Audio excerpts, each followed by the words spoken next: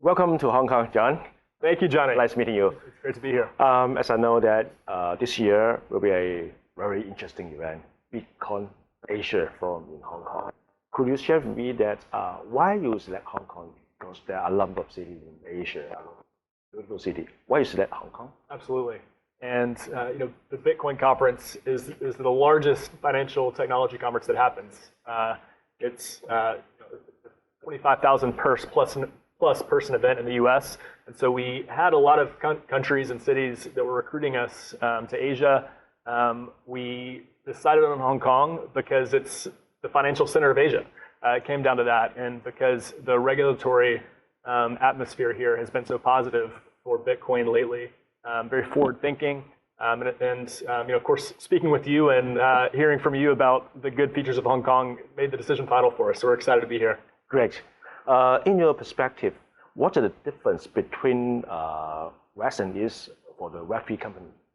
Yeah, it comes down to the founders really, and so those founders grow up in certain environments, and commercially the companies are going to operate just based on the incentives that are there. So the local markets, customers that are the opportunity, and then the regulatory framework that they have to operate under. And so I think one thing that's been interesting about our industry is how the companies that have had success have developed in certain areas and how there's been migration. So for instance, I was based in Shanghai for a few years, Wow. 2016 to 2019, and when I moved there, the largest exchanges, most trading volume in the world were in China.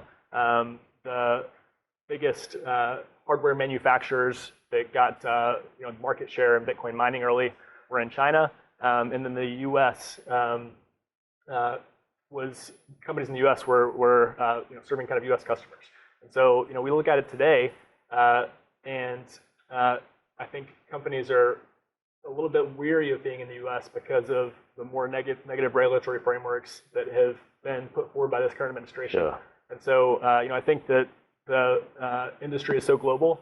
Finance is a global company. These companies are all essentially borderless. That's borderless money. Exactly. But where the company's domicile still matters how the regulatory framework is. And so I think Hong Kong is doing a good job there. Oh, cool.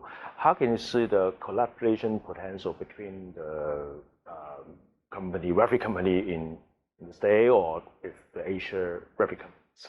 Yeah, I think there's already good dialogue, already good collaboration, and I think getting together in person is key to fostering that and making sure that stays strong and new connections are made.